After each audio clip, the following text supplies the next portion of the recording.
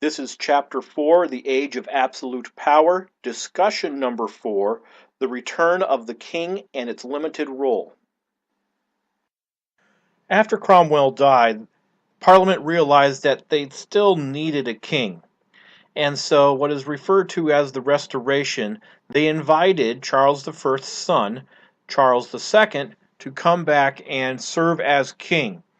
Again, they tried to impose this understanding that Parliament's in charge, the king has got certain responsibilities, but leave Parliament alone. And Charles II, for the most part, acted as an honorable person in keeping his word and said, yes, I will work with Parliament. However, after Charles II died, we then have James II, who essentially said, I didn't make no promise, and he tried to reestablish Catholic divine right absolutism in England.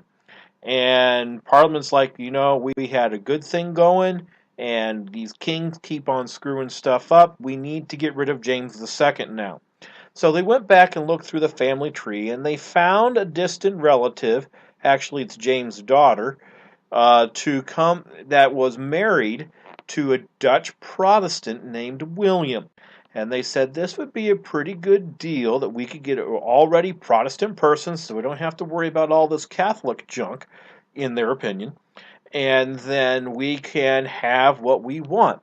So they invited William and Mary to come to England and take over. There's one little problem with that. James II hadn't exactly died yet. And so Parliament says, trust us, we've got this taken care of.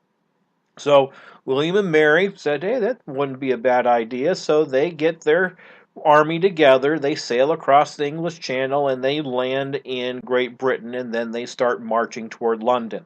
James II gets word that there's an invading force coming into his own country, and so he sends out his army.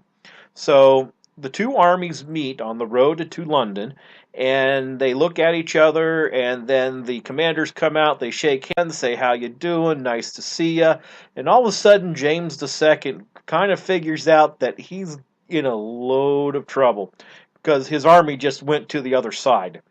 And so James II flees, and then Parliament goes, oh, look, we don't have anyone to be our king. Let's ask this nice couple to take over our kingdom. Thus, William and Mary were installed as the new rulers of England. Now, again, Parliament did make it known up front, and before they were actually given the throne, Parliament did say, okay, this is what it's going to be. William and Mary were required to sign the English Bill of Rights before they assumed the throne. Now, what did the Bill of Rights have? First of all, Parliament would meet regularly. It wouldn't have to depend on the king to call it into meeting. It gave the power of the purse to Parliament. Now, that doesn't mean that they're the only ones who get to carry around the big purses. That meant that if any money was going to be spent, or if any money was going to be taxed, it had to start with Parliament, that no other government functionary would be able to spend money without approval by the Parliament.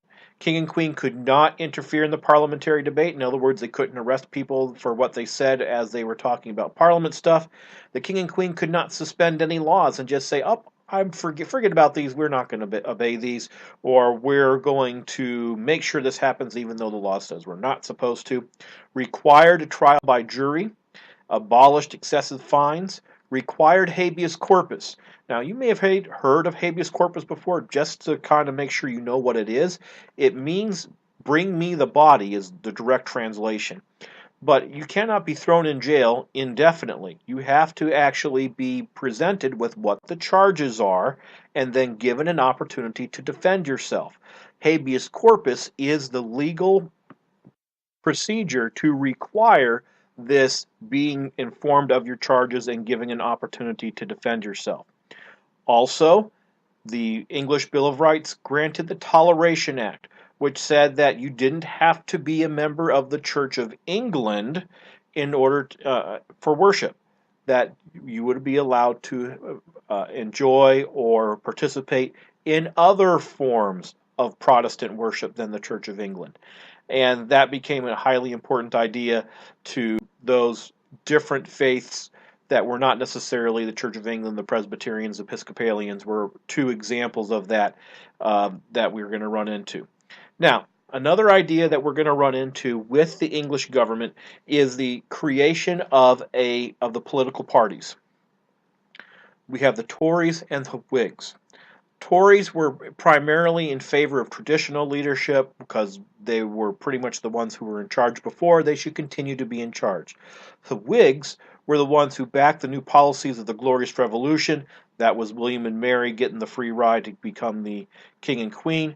But they also were in favor of the business interests because they wanted to continue this freedom of property, the freedom to expand their businesses without having to worry about the king, queen, or even parliament coming in and seizing what they wanted for their own uses.